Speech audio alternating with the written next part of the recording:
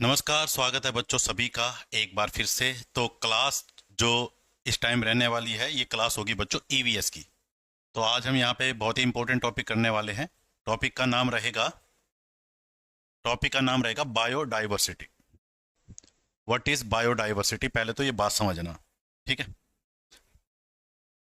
तो जैव विविधता इसे कहते हैं हम, किसमें, हिंदी में बच्चों।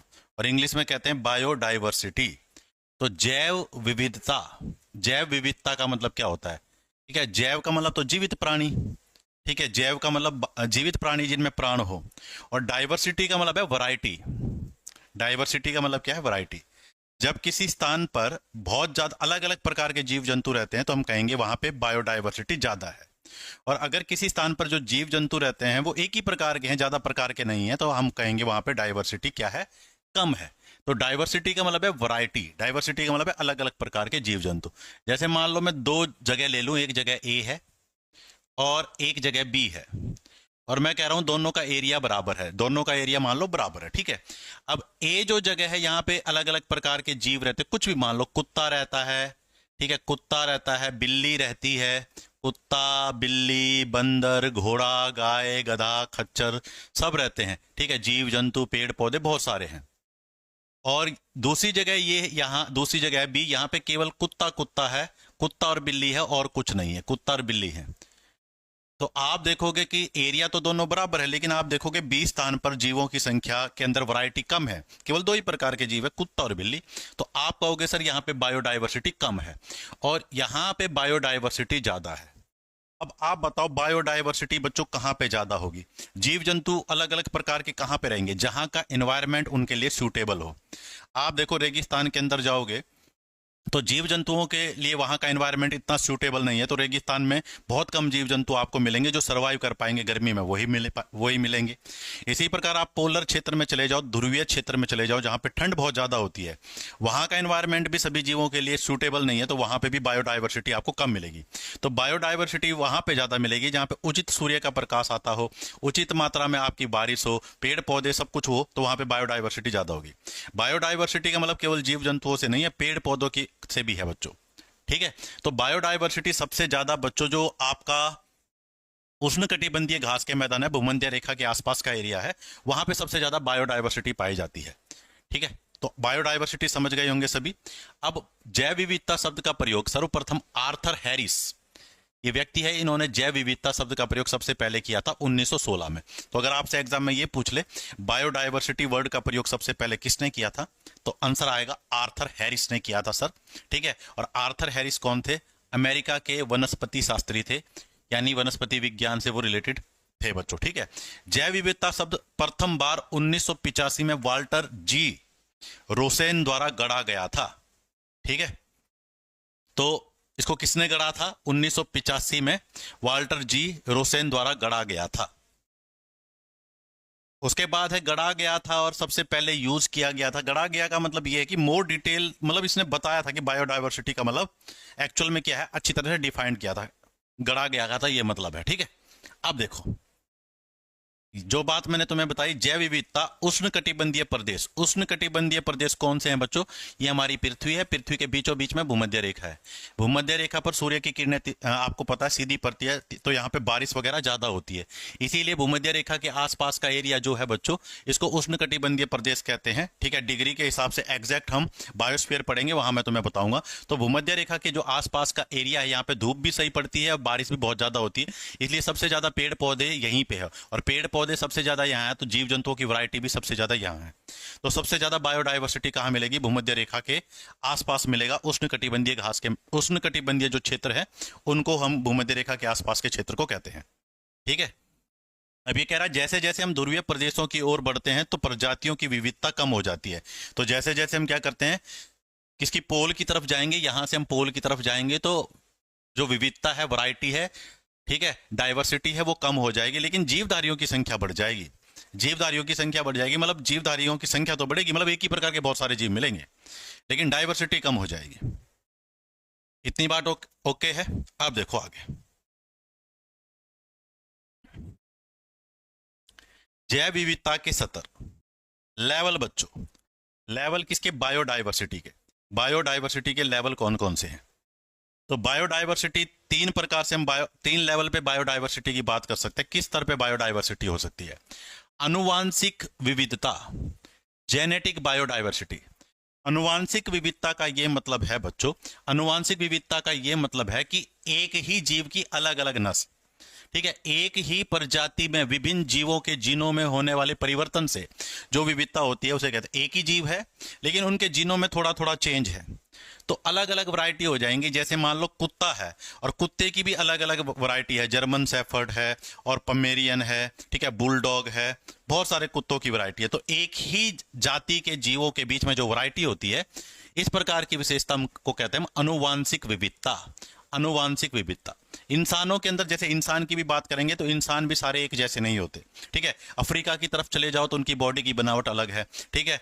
उसके बाद इंडिया में ही देखो आप, साउथ में है उनकी थोड़ी अलग है, आप बिल्कुल उत्तर नॉर्थ में जाओगे तो उनकी बॉडी की स्ट्रक्चर अलग है। तो एक ही जीव की अलग अलग वैरायटी जो होती है, इस प्रकार की हम विविधता को क्या कहते हैं? अनुवांशिक विविधता, ठीक है। जैसे मान लो गाय है तो गाय के अंदर ही अलग अलग प्रकार की नस्ल है, तो एक ही जीव की अलग अलग प्रकार की जो नस्लें होती हैं उसको क्या कहते हैं? अनुवांशिक विविधता। एक ही जीव के जीनों के अंदर अलग अलग प्रकार के चेंज होने से एक ही जीव की अलग अलग नस्ल डेवलप हो जाती है, इसे कहते हैं अनुवांशिक क्या? विविधता।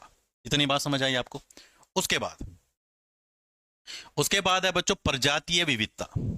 प्रजातीय विविधता का यह मतलब है कि किसी स्थान पे अलग अलग जाति के जीव रह रहे हैं, ठीक है। तो प्रजातीय विविधता का यह मतलब है कि जैसे आपके आस पड़ोस में ही देखोगे आप, हालांकि बायोडाइवर्सिटी हमारे आस पड़ोस में कम मिलेगी, हमारे आस पड़ोस में ज्यादातर आपको इंसान ही मिलेंगे, तो बायोडाइवर्सिटी तो कम हो मिलेगी आपको, लेकिन फिर भी ठीक है। तो अलग अलग प्रकार के अगर जीव जंतु है किसी जगह पे, जैसे कुत्ता है, बिल्ली है, कुत्ता अलग जाती है, बिल्ली अलग जाती है, बंदर अलग जाती है, गधा अलग जाती है, घोड़ा अलग जाती है, तो इस प्रकार के अलग अलग जीव जंतुओं का होना किसी स्थान विशेष पर, इस प्रकार को कहते हैं प्रजातीय विशेषता, यानी जाति ही अलग अलग है। यहाँ जाति एक थी सबकी, सारे कुत्ते थे, लेकिन कुत्तों के बीच में भी अलग अलग वैरायटी थी, लेकिन यहाँ पे क्या है? जाति ही सबकी अलग अलग है, इसको कहते हैं बच्चों प्रजातीय डाइवर्सिटी, ठीक है, स्पीसीज बायोडाइवर्सिटी। उसके बाद है बच्चों पारितंत्रिक विविधता। तो पारितंत्र बहुत इंपॉर्टेंट कंसेप्ट है ईवीएस का, इकोसिस्टम, ठीक है। अभी हमने ये डिस्कस नहीं किया, जल्द ही हम इसे डिस्कस करेंगे। इकोसिस्टम, तो इकोसिस्टम डाइवर्सिटी क्या होती है बच्चों? मान लो दो अलग अलग इकोसिस्टम है और दोनों इकोसिस्टम के जीव जंतु अलग अलग प्रकार के, जैसे मान लो एक इकोसिस्टम है आपका तालाब, ठीक है, एक इकोसिस्टम तो आपका तालाब एक इकोसिस्टम है ना, और एक इकोसिस्टम है आपका घास का मैदान, ग्रास लैंड, ठीक है। अब आप बताओ भाई, दोनों अलग अलग इकोसिस्टम है और दोनों की क्लाइमेट कंडीशन भी अलग अलग है।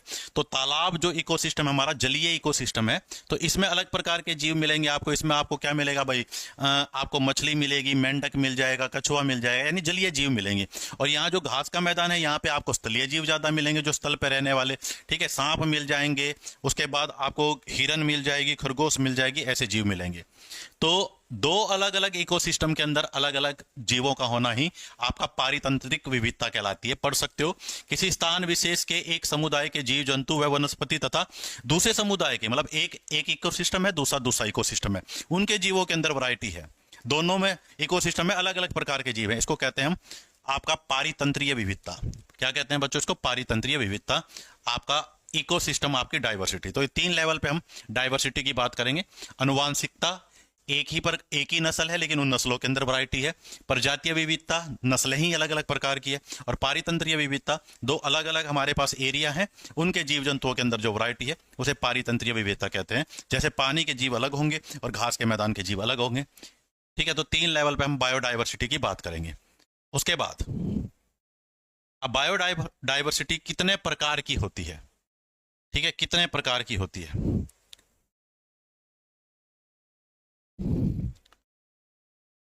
ठीक है, पहले हमने पढ़ा था कितने तरीके से हो सकती है, लेवल का मतलब कितने तरीके से हो सकती है। अब हम कितने प्रकार की हो सकती है? तो अल्फा, बीटा, गामा, तीन प्रकार की बायोडाइवर्सिटी होती है। बहुत इंपॉर्टेंट है ये, कई बार यहां से क्वेश्चन आपके पूछ लिए जाते हैं। तो तीन प्रकार की बायोडाइवर्सिटी की बात करेंगे, अल्फा बायोडाइवर्सिटी, बीटा और गामा। अल्फा, बीटा और गामा, इनमें क्या फर्क होता है बच्चों? तो सबसे पहले बच्चों अल्फा डाइवर्सिटी। तो अल्फा डाइवर्सिटी में क्या करते हैं? किसी आवास या क्षेत्र विशेष में पाई जाने वाली प्रजातियों की कुल संख्या, हम उनकी संख्या काउंट कर लेते हैं, ठीक है। और ये संख्यात्मक मापन है, यानी संख्या नापनी है, आपको संख्या नापनी है। ठीक है, जैसे मान लो एक घास का मैदान है, घास का मैदान है, या कह लो आपकी कॉलोनी ही है, कुछ भी मान लो आप, ठीक है, घास का मैदान है। यहाँ पे आपने जीव जंतुओं की संख्या देखी, तो इसको अल्फा डाइवर्सिटी कहेंगे। हमने देखा इस घास के मैदान में जो कुत्तों की संख्या है, कुत्तों की संख्या कितनी है, कुत्तों की 70 है भाई संख्या। फिर मैंने देखा हिरन, हिरन की संख्या बच्चों यहाँ पे 100 है, हिरन की संख्या 100 है। फिर मैंने खरगोश देखे, खरगोश की संख्या 200 है। इन सबको जोड़ दिया, ठीक है, मान लो ये तीन ही प्रकार के जीव हैं, और भी बहुत सारे होंगे तो मैं बता रहा हूं। इन सबको जोड़ दो तो आपके कितने हो जाएंगे बच्चों, 370। इसको कहते हैं अल्फा डाइवर्सिटी। अल्फा डाइवर्सिटी में हम क्या करते हैं, केवल संख्यात्मक मान लेते हैं, मापते हैं, संख्या देखते हैं, ठीक है, और कुछ नहीं देखते, केवल उनकी संख्या देखें कितने प्रकार के जीव है। तो एक स्थान पे 200 है, दूसरे स्थान पे 300 है, अगले स्थान पे 500 है, एक और स्थान पे 1000 है। तो ये है आपकी अल्फा डाइवर्सिटी, संख्यात्मक मान, अल्फा डाइवर्सिटी इसे कहते हैं बच्चों। ठीक है, यहां तक की बात। उसके बाद है बीटा डाइवर्सिटी। बीटा डाइवर्सिटी क्या होती है? बीटा डाइवर्सिटी में हम क्या करेंगे, बीटा डाइवर्सिटी में हम संख्या नहीं देखेंगे, हम जीवों की शारीरिक बनावट देखेंगे, जीवों की संरचनात्मक स्ट्रक्चर देखेंगे जीवों की, ठीक है, उनकी बनावट देखेंगे, उनका व्यवहार देखेंगे, बनावट देखेंगे, उनका व्यवहार देखेंगे। बनावट का मतलब क्या है, आपने देखा कुत्ते की शरीर की बनावट अलग प्रकार से है, बिल्ली की शरीर की बनावट अलग प्रकार से है, इंसान के शरीर की बनावट अलग प्रकार से है। तो इस प्रकार की चीजें हम देखेंगे। उसके बाद व्यवहार देखेंगे हम, व्यवहार कैसा भी हो सकता है, उनके खाने पीने से रिलेटेड हैबिट हो सकती है, सांस किससे लेते हैं, ठीक है, इंसानों के साथ आपस में कैसा व्यवहार करते हैं। तो ये सारी चीज, व्यवहार का मतलब है जैसे कुत्ते का व्यवहार अलग होता है और उसके बाद गाय का व्यवहार अलग है, उसकी ईटिंग हैबिट्स अलग है, तो व्यवहार का ये मतलब है। तो इस प्रकार की डाइवर्सिटी को बीटा डाइवर्सिटी कहते हैं। तो अल्फा बीटा दोनों में समझ गए आप। अल्फा में तो हम देखेंगे कितने जीव जंतु है, संख्या गिन लेंगे, अल्फा डाइवर्सिटी। बीटा में हम शरीर की बनावट देखेंगे, भाई भाई कुत्ते की शरीर की बनावट अलग है, बिल्ली की अलग है, इसे कहेंगे बच्चों बीटा डाइवर्सिटी। बिल्कुल सीईटी के लिए भी ये क्लास ले सकते हैं, ठीक है, सीईटी में भी बायोडाइवर्सिटी है, तो जिसमें भी ईवीएस आएगी इन, ठीक है, तो इन्वायरमेंट वाला जो कंसेप्ट है वो सीईटी में भी आएंगे, इन्वायरमेंट के क्वेश्चन, वहां के लिए भी आप ये क्लास आपके लिए यूजफुल रहेगी। उसके बाद है बच्चों गामा। तो गामा क्या होता है, इन दोनों का सम होता है। तो गामा में हम क्या देखेंगे, हमने भाई टोटल सम भी देख लिया, उनकी संख्या भी देख ली, और साथ में शरीर की बनावट भी देख ली।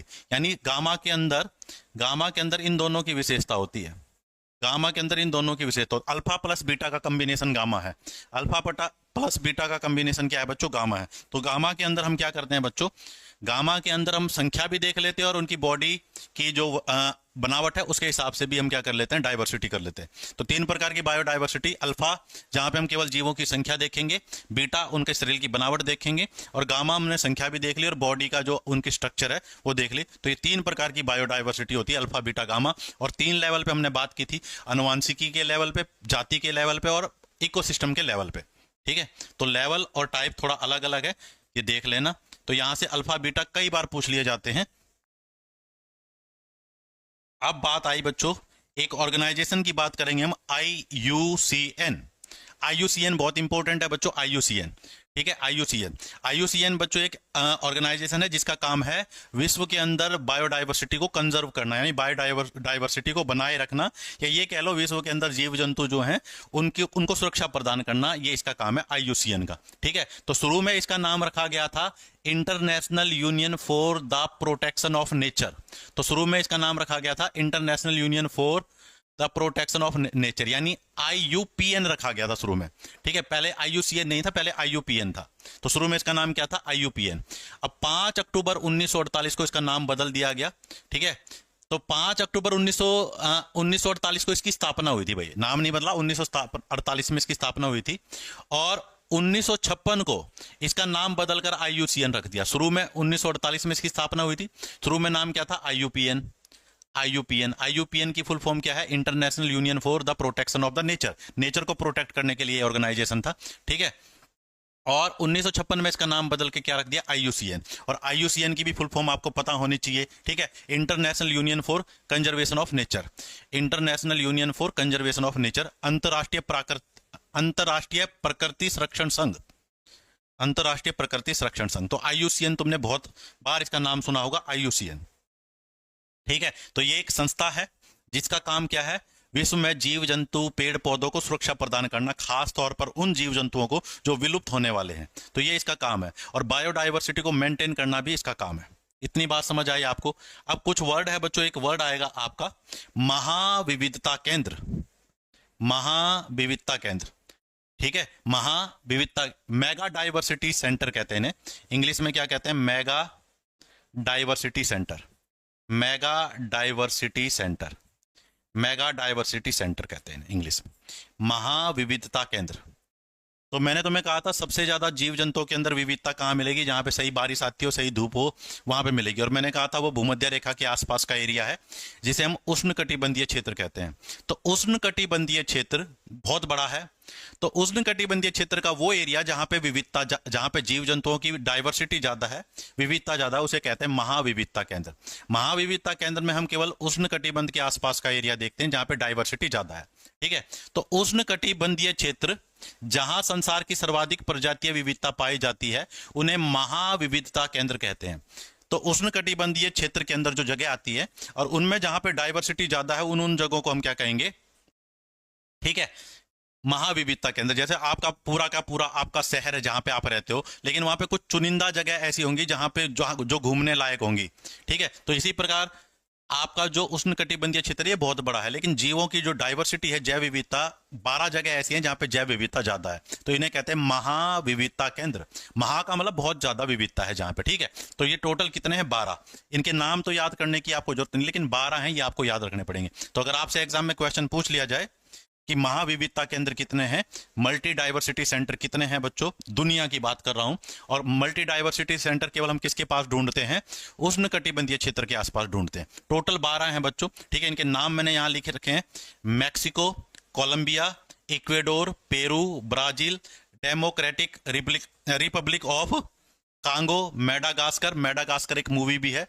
मेडागास्कर एक जगह है जहां पे बहुत ज्यादा बंदरों की वैरायटी मिलती है। ठीक है, चीन, भारत, मलेशिया, इंडोनेशिया और ऑस्ट्रेलिया,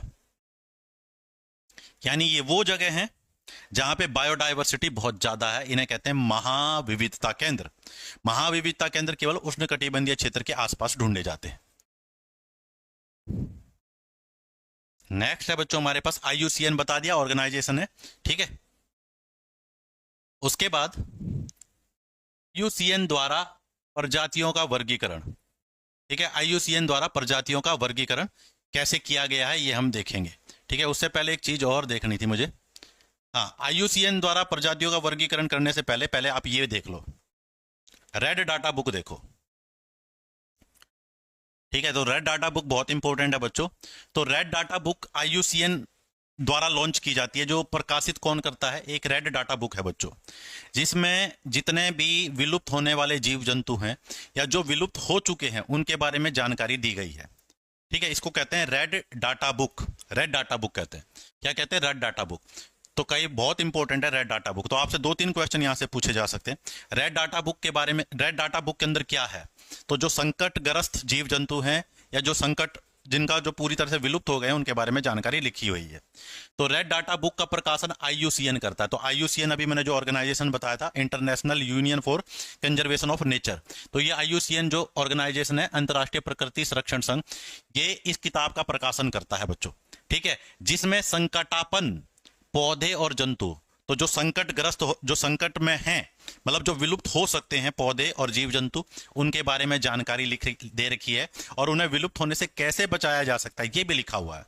ठीक है, तो रेड डाटा बुक के अंदर क्या लिखा है, जो जीव जंतु और पेड़ पौधे विलुप्त होने वाले हैं उनके बारे में जानकारी दी गई है। और कौन इसका प्रकाशन करता है बच्चों, IUCN। IUCN द्वारा इसका प्रकाशन किया जाता है। ठीक है, पहली जो रेड डाटा बुक है बच्चों वो 1 जनवरी 1972 को लॉन्च की गई थी। तो पहला जो इसका प्रकाशन हुआ था, ठीक है, तो पहला जो इसका वर्जन लॉन्च हुआ था 1972 में लॉन्च हुआ था, और अब तक 5 वर्जन इसके लॉन्च हो चुके हैं बच्चों। ठीक है, 5 वर्जन इसके लॉन्च हो चुके हैं। अब इसमें 3 कलर के पेज हैं, एक तो हरे कलर के पेज हैं, एक लाल कलर के पेज हैं और एक गुलाबी कलर के पेज हैं। हरे कलर के पेज के अंदर तो उन जीव जंतु और पेड़ पौधों की जानकारी है जो पृथ्वी पर बहुत सारे हैं, जो विलुप्त नहीं हो सकते, जिनकी संख्या बहुत ज्यादा, जो बिल्कुल सुरक्षित है, मतलब उनकी प्रजाति विलुप्त नहीं हो सकती। तो हरे पेजों पर तो उनके बारे में लिखा हुआ है। तो हरे पेज में क्या लिखा है, जो जीव पृथ्वी पर पूरी तरह से सुरक्षित है, यानी वो विलुप्त नहीं हो सकते, बहुत सारे हैं, उनके बारे में लिखा हुआ है। ठीक है, तो निकट भविष्य में तो वो विलुप्त हो नहीं सकते, अभी कुछ सालों में तो वो विलुप्त हो नहीं सकते। वैसे तो भाई कोई भी चीज विलुप्त हो सकती है ना, इंसानी सभ्यता भी विलुप्त हो सकती है। उसके बाद लाल पेज, लाल पेज में वो लिखे हैं जो विलुप्त होने के कगार पे हैं, जिनकी संख्या बहुत कम बची हुई है, वो लाल पेज पे है, यानी जिन्हें संकटग्रस्त प्रजातियां कहते हैं। तो पेज पृथ्वी पर बहुत कम मात्रा में बचे हैं या फिर विलुप्त हो चुके हैं। तो लाल पेजों में क्या लिखे हैं, या तो जिनकी संख्या बहुत कम है या वो पूरी तरह से विलुप्त हो गए हैं, जैसे डायनासोर विलुप्त हो गया है, ठीक है, वो लाल पेज के ऊपर उसकी जानकारी मिलेगी, या जो विलुप्त होने वाले हैं, ठीक है, जैसे व्हाइट टाइगर है तो बहुत कम संख्या बची हुई है व्हाइट टाइगर की, तो वो लाल पेजों में उनकी जानकारी लिखी हुई है। गुलाबी पेज पे उनके बारे में लिखा है जो विलुप्त हो सकते हैं लेकिन अभी उनकी संख्या ठीक ठाक है। लाल पेज में तो जो बहुत कम बचे हुए हैं, और गुलाबी पेज में वो लिखे गए जो इनसे थोड़े ज्यादा बचे हुए हैं। उन सभी पशु पक्षियों को रखा गया है जिनकी प्रजाति धीरे धीरे करके विलुप्त होती जा रही है। मतलब अभी है उनकी संख्या, लेकिन हमने अगर उनको सुरक्षा प्रदान नहीं की तो आगे वो क्या होगा, धीरे धीरे विलुप्त हो जाएंगी। ठीक है, मतलब ऐसी चीजों को लिखा है कि जिनकी संख्या नहीं बढ़ रही है। जैसे आपने देखा कि भाई कुछ भी चीज देखा आपने शेर देख लिया, हाथी देख लिया, तो आपने देखा भाई कि भाई 2020 में भी उतने थे, 2025 में भी उतने या कमी हो गए, तो उनकी संख्या नहीं बढ़ रही है, वो गुलाबी पेज में है। यानी लाल पेज में तो जो बहुत कम है, गुलाबी पेज में वो हैं जो विलुप्त हो सकते हैं, लेकिन लाल पेज वालों से थोड़े फालतू हैं। तो ये 3 प्रकार के पेज हैं। ठीक है नरेश, राम राम बच्चे। तो ये रेड डाटा बुक है, 3 कलर के पेज होते हैं, मेनली आपको रेड कलर के बारे में ही पूछा जाता है। ठीक है, कौन प्रकाशन करता है सर? IUCN करता है। पहला प्रकाशन कब हुआ था? 1972 में हुआ था। कितने अब तक इसके वर्जन लॉन्च हो चुके हैं? 5 बच्चों। ठीक है, तो 1 जनवरी 1972 को हुआ था रेड डाटा बुक। और रेड डाटा बुक में क्या लिखा हुआ है सर? जो जीव विलुप्त हो गए हैं या विलुप्त होने वाले हैं उनकी जानकारी है। ऐसे जीव जो विलुप्त हो गए हैं, विलुप्त होने वाले हैं, उनकी जानकारी कौन कैसे पेज में? लाल कलर के पेज में है। हरे कलर के पेज में क्या है? जो बहुत सारे हैं। और गुलाबी कलर के पेज में क्या है? जो लाल कलर वालों से थोड़े से फालतू हैं, जो विलुप्त तो ये भी हो सकते हैं लेकिन थोड़े ज्यादा है। ठीक है, जो बचे हुए हैं हमारे थोड़े बहुत। तो रेड डाटा बुक के बारे में आपको पता चल गया। अब आ जाओ पीछे। अब जो ये रेड डाटा बुक है ना, इसने पृथ्वी पर जितने भी जीव जंतु हैं या पेड़ पौधे, उन्हें 9 वर्गों में बांटा है। ठीक है, तो आपसे पूछे भाई IUCN द्वारा रेड डाटा बुक के अंदर जो जीव जंतुओं की प्रजातियां हैं उनको कितने भागों में बांटा है? तो 9 भागों में। कितने भागों में बांटा है? 9 भागों में बांटा है भाई। तो ये आपको याद रखना है, 9 भागों में बांटा गया है, इतना जरूर याद रखना है। तो कौन कौन से भाई? विलुप्त, जो विलुप्त हो चुके हैं। वन विलुप्त, वन में से विलुप्त हो गए हैं, चिड़ियाघर वगैरह में है। ठीक है, घोर संकटग्रस्त, विलुप्त होने के कगार पे हैं। ठीक है, संकटग्रस्त, विलुप्त हो सकते हैं लेकिन थोड़े से ज्यादा हैं। 4 तो ये हो गई। तो टोटल 9 भागों में बांटा गया है। ठीक है, असुरक्षित, मतलब हैं तो बहुत सारे लेकिन अगर उन्हें हम सुरक्षा प्रदान नहीं करेंगे, सुरक्षित नहीं है, वो विलुप्त हो सकते हैं। संकट निकट, अभी तो ठीक ठाक है लेकिन भविष्य में वो क्या हो सकते हैं? विलुप्त हो सकते हैं। संरक्षण निर्भर, ठीक है, संरक्षण निर्भर मतलब जिनको हमने सुरक्षा प्रदान करने की जरूरत है, सुरक्षा उन्हें प्रदान की गई, वो तभी मतलब क्या कर सकते हैं? सरवाइव कर सकते हैं जब उन्हें संरक्षण प्रदान करेंगे। संकट मुक्त, जो बहुत सारे हैं, कोई संकट नहीं है उनके ऊपर। आंकड़ों का अभाव, कुछ ऐसे भी जीव जंतु हैं जिनके बारे में हमारे पास पर्याप्त आंकड़े ही नहीं है। तो टोटल 9 भागों में बांटा गया है। नाम तो क्या पता, नाम से तो वैसे पता चल जाएगा इसका क्या मतलब है, लेकिन तुम 9 भागों में बांटा, ये बात ध्यान रखना। ठीक है, और ये सारी जानकारी किस में लिखी गई है? Red data book. Red data book किसके द्वारा प्रकाशित की गई है? IUCN। इतनी बात ओके है? जल्दी बताओ भाई, इतनी बात ओके है या नहीं है? कमेंट दिखाना।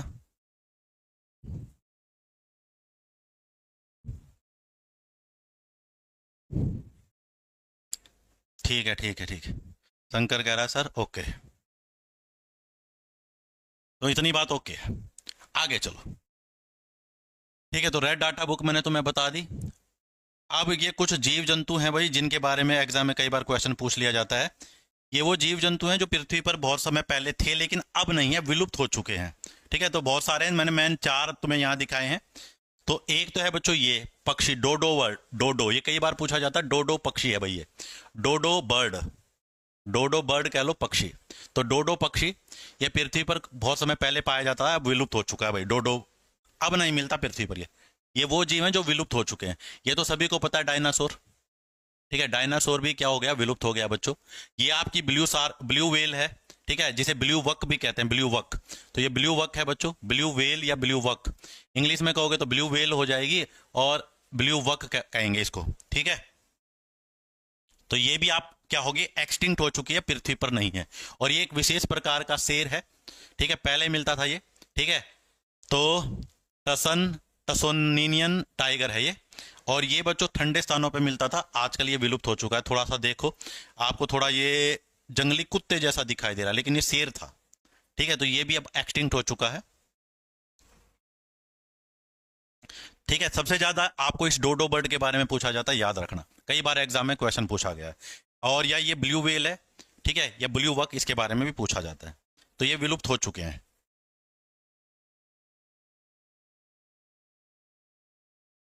ठीक है, अब आ जाओ भाई हॉटस्पॉट। एक तो आया था महाविविधता केंद्र। महाविविधता केंद्र तो उष्णकटिबंधीय क्षेत्र के आसपास है। हॉटस्पॉट पूरी दुनिया में है। हॉटस्पॉट पूरी दुनिया में वो क्षेत्र हैं जहां पे जैव विविधता बहुत ज्यादा है। और महाविविधता केंद्र वो हैं जो उष्णकटिबंधीय क्षेत्र के आसपास हैं, वो 12 हैं। और हॉटस्पॉट वो हैं, वो पूरी दुनिया में है, उष्णकटिबंध के आसपास पूरी दुनिया में देख लिया हम, चाहे पोल के करीब हो, कहीं पे भी हो। ठीक है, तो हॉटस्पॉट क्या है? जिन क्षेत्रों में प्रजातीय विविधता अधिक होती है, उन्हें विविधता के हॉटस्पॉट कहा जाता है। पूरे विश्व में कितने हॉटस्पॉट है? 36 भाई। और इन 36 में से भारत के अंदर कितने आते हैं? 4। ठीक है, तो आपसे पूछ सकता है पूरी दुनिया में कितने हॉटस्पॉट है, तो आपको बताने पड़ेंगे 36। भारत के अंदर कितने आते हैं? तो 4। तो भारत के अंदर जो 4 आते हैं उनके बारे में हम बात करेंगे। तो ये 4 कौन कौन से हैं? एक तो हिमालय का एरिया बचो, उसके बाद पश्चिमी घाट वाला एरिया, एक इंडो वर्मा क्षेत्र और एक सुंडालैंड भाई। तो ये 4 आपके हॉटस्पॉट हैं जो इंडिया के अंदर आते हैं। तो हिमालय वाला क्षेत्र तो सभी को पता है कौन सा है। कुल मिलाकर हिमालय में उत्तर पूर्वी भारत, तो हिमालय वाले क्षेत्र में, हिमालय केवल भारत में नहीं है, और जगह भी फैला हुआ है। तो एक भारत का तो उत्तरी पूर्वी भारत का हिस्सा आएगा।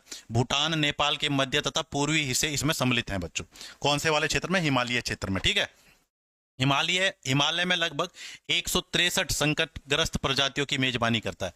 तो टोटल 163 ऐसी प्रजातियां हैं इस क्षेत्र में जो संकटग्रस्त हैं। ठीक है, जो इनका निकट भविष्य में संकट जिन पे है, जो विलुप्त हो सकती है। इनमें से एक सींग वाले गैंडे, जंगली एशियाई भैंसे, ये सारे शामिल हैं बच्चों। तो ये हो गया हिमालय वाला क्षेत्र। दूसरा एरिया इंडिया का कौन सा आता है बच्चों? पश्चिमी घाट। ठीक है, पश्चिमी घाट। तो पश्चिमी घाट वाला एरिया भी बच्चों हॉटस्पॉट के अंदर आता है। ये पहाड़ियां प्रायद्वीपीय भारत के पश्चिमी किनारे पर पाई जाती है, बिल्कुल सही है। और यहाँ पे कह रहा है बच्चों पर्वतीय एवं महासागरीय क्षेत्र है, ये पर्वत भी है और महासागर भी है यहाँ। तो इसलिए यहाँ पे अच्छी खासी वर्षा होती है, और जहाँ पे बारिश ज्यादा होगी वहां पे जीव जंतुओं की प्रजातियां भी ज्यादा मिलेगी। तो लगभग 77% तो यहाँ उभयचर मिलते हैं। उभयचर का मतलब जो जमीन और पानी दोनों में रह सकते हैं। और 62% सरीसृप मिलते हैं, रेप्टाइल मिलते हैं बच्चों। ठीक है, उसके बाद बच्चों सुंडालैंड। तो सुंडालैंड भी बहुत बड़ा क्षेत्र है भारत का, इसमें केवल कुछ एरिया आता है। तो सुंडालैंड कौन सा है? यह क्षेत्र दक्षिण पूर्वी एशिया में स्थित है। इसमें थाईलैंड, सिंगापुर, इंडोनेशिया, बुर्नेई तथा मलेशिया, ये सारे मिलाकर सुंडालैंड कहे जाते हैं। और भारत का कौन सा क्षेत्र आता है इसमें? निकोबार क्षेत्र। तो भारत का जो निकोबार जो हमारे पास आइलैंड है, वो यहाँ आता है। इस हॉटस्पॉट में भारत का प्रतिनिधित्व करता है। तो सुंडालैंड में भारत का केवल निकोबार वाला क्षेत्र आता है, बाकी ये देश आते हैं मतलब थाईलैंड, सिंगापुर, इंडोनेशिया आदि। ठीक है, और यूनेस्को ने इस क्षेत्र को 2013 में विश्व बायोस्फीयर रिजर्व घोषित किया था। ठीक है, तो भारत का जो ये निकोबार वाला क्षेत्र है, यूनेस्को भी एक ऑर्गेनाइजेशन है जिसने इसे क्या 2013 में से क्या बना दिया गया था बायोस्फीयर रिजर्व। ठीक है, लास्ट जो चौथा क्षेत्र जो भारत का आता है हॉटस्पॉट के अंदर, वो है बच्चों इंडो वर्मन क्षेत्र, जो आपका ब्रह्मपुत्र नदी के आसपास का क्षेत्र है बच्चों। तो अगली जो चीज आती है यहाँ पे इंडो वर्मा क्षेत्र। इस क्षेत्र में पूर्वोत्तर भारत ब्रह्मपुत्र नदी के दक्षिणी हिस्सा, तो इंडो वर्मा क्षेत्र में भारत का कौन सा हिस्सा आता है? जो आपकी ब्रह्मपुत्र नदी है उसका साउथ वाला हिस्सा आता है। इसके अलावा म्यांमार तथा चीन, युगनान प्रांत, Lao People's Democratic Republic, Vietnam, Cambodia और थाईलैंड इसमें आते हैं। तो भारत के कौन से हिस्से आते हैं ये ध्यान रखो। सुंडालैंड में तो आपका हमारे पास निकोबार आइलैंड आता है, और इंडो वर्मा क्षेत्र में ब्रह्मपुत्र का दक्षिण वाला एरिया आता है। ठीक है, तो ये सारी के सारे आपके हॉटस्पॉट हैं। अब एक और बात याद रखना, भारत सरकार ने जो जो हमारे पास वन्य जीव संरक्षण एक्ट है 1972 में लाई थी भारत सरकार इसको, जिसमें वन्य जीवों को, जो विलुप्त होने वाले या वन में जो जीव रहते हैं, उनको विलुप्त होने से बचाने के लिए कुछ कानून हैं इसके अंदर दिए गए हैं। ठीक है, तो कई बार ये आ जाता है वन्य जीव संरक्षण एक्ट है ना, जो अधिनियम है भारत का, कब पारित हुआ था? तो 1972, ये डेट याद रखनी है। ठीक है, इस अधिनियम के तहत उन बातों के साथ साथ अन्य बातों के साथ साथ जैव विविधता के संरक्षण के लिए संरक्षित क्षेत्रों के निर्माण। भाई जहां पे जैव विविधता ज्यादा है उन क्षेत्रों को हम सुरक्षा प्रदान करेंगे, एक तो ये कहा गया है। ठीक है, और अगर उस क्षेत्र में कोई जैव विविधता को नुकसान पहुंचाता है, मान लो वहां जाके शिकार वगैरह करता है, तो उनके लिए दंड का भी प्रावधान किया गया है इस अधिनियम के अंदर। तो 1972 में लॉन्च हुआ था वन्य जीव संरक्षण अधिनियम भारत के अंदर। नेक्स्ट है वो है बच्चों ये। अब बच्चों ये बहुत इंपॉर्टेंट है, यहां से क्वेश्चन बहुत ज्यादा बार आता है बच्चों ईवीएस के अंदर। तो जीव जंतुओं को हम सुरक्षा प्रदान कैसे करेंगे? जैव विविधता संरक्षण के प्रकार तो मुख्य रूप से दो प्रकार हैं बच्चों। एक को कहते हैं हम इन सीटू संरक्षण, जिसे हम स्वस्थानीय संरक्षण भी कहते हैं। स्वस्थानीय संरक्षण, स्वस्थानीय संरक्षण क्या होता है बच्चों? जीव जंतुओं को उनके प्राकृतिक आवास में ही सुरक्षा प्रदान करना। जब पौधे और जानवरों की सुरक्षा उनके प्राकृतिक आवास या सुरक्षित क्षेत्रों में की जाती है, इसे इन सीटू संरक्षण कहते हैं। ठीक है, इस लाइन का यह मतलब है कि जो जीव जंतु जहां पे मिलता है, जो उसका प्राकृतिक आवास है, वहीं पे उसको सुरक्षा प्रदान कर दो। जैसे व्हाइट टाइगर पश्चिम बंगाल में मिलता है, तो मैंने उसे वहीं सुरक्षा प्रदान कर दी। ठीक है, इसको कहते हैं स्वस्थानीय संरक्षण। और इसके उदाहरण है बच्चों जैसे राष्ट्रीय उद्यान और वन्य जीव अभ्यारण्य। तो राष्ट्रीय उद्यान और वन्य जीव अभ्यारण्य में क्या करते हैं हम, कोई क्षेत्र है जहां पे बायोडाइवर्सिटी ज्यादा है और वहां पे जीव जंतु विलुप्त होने वाले हैं, तो उस क्षेत्र को हमने राष्ट्रीय पार्क बना दिया, नेशनल पार्क बना दिया। अब वहां पे हम क्या करेंगे, जो जीव जंतु उस नेशनल पार्क में है वहीं पे रखे हमने वो, लेकिन उनको सुरक्षा प्रदान कर दी, उनका हमने सुपरविजन करना शुरू कर दिया। ठीक है, इसको कहते हैं इन सीटू संरक्षण, यानी जीव जंतु और पेड़ पौधों को जहां उनका प्राकृतिक वातावरण है वहीं पर सुरक्षा प्रदान करना। दूसरा होता है बच्चों एक्स सीटू संरक्षण। पौधे और जंतुओं के बीच उनके प्राकृतिक आवास से बाहर की जाने वाली क्या बच्चों, संरक्षण को, बातचीत नहीं संरक्षण, भाई यहां संरक्षण आएगा। ठीक है, तो जीव जंतु और पेड़ पौधों को उनका जो प्राकृतिक जगह है जहां पे वो रहते हैं, वहां से आप निकाल के कहीं और उन्हें सुरक्षा प्रदान कर दो। जैसे मान लो मैंने कहा भाई व्हाइट टाइगर है पश्चिम बंगाल के अंदर, अब मैं कह रहा हूं ये विलुप्त होने वाला है, तो मैं उसे पश्चिम बंगाल से पकड़ के लिया है, दिल्ली में मैंने चिड़ियाघर में रख दिया। अब उसका प्राकृतिक आवास है पश्चिम बंगाल, लेकिन मैं उसे रख रहा हूं दिल्ली के अंदर। इसको कहते हैं बच्चों क्या, इसे कहते हैं एक्स सीटू संरक्षण। ठीक है, आप जो जीव जंतु पेड़ पौधे का घर है ना खुद का, उसे प्राकृतिक आवास कहेंगे, तो उसके घर से कहीं और उसे सुरक्षा प्रदान कर दो। कहानी समझ आई आपको? इसके उदाहरण है बच्चों चिड़ियाघर, बंदी वंशवृद्धि, ठीक है, और मछली घर जहां पे मछली पालन करते हैं, वनस्पति उद्यान या जिन बैंक, ये सारे के सारे एक्स सीटू संरक्षण के उदाहरण है बच्चों। ये सारे के सारे क्या हैं, एक्स सीटू संरक्षण के उदाहरण। तो इस प्रकार से हम क्या कर सकते हैं, इन सीटू प्राकृतिक वातावरण में सुरक्षा प्रदान करना, एक्स सीटू उनके प्राकृतिक वातावरण से निकाल के कहीं और ले जाकर उन्हें सुरक्षा प्रदान करना, इसे कहते हैं एक्स सीटू संरक्षण। तो बच्चों यहाँ पे ये क्लास आज हमारी यहाँ तक हमने कर ली है और ये क्लास यहीं तक रहेगी बच्चों। तो धीरे धीरे हम बाकी जो टॉपिक है उनको एक्सप्लोर करेंगे और धीरे धीरे बाकी क्लासेस भी।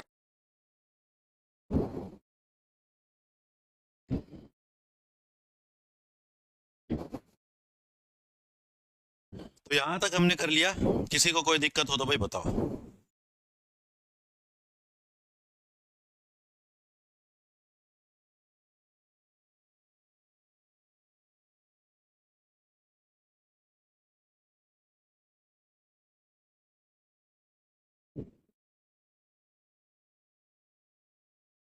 तो यहां तक हमने कर लिया है और ये टॉपिक था आपका बायोडाइवर्सिटी। ठीक है, तो मिलते हैं बच्चों नेक्स्ट क्लास में, तब तक के लिए जय हिंद जय भारत।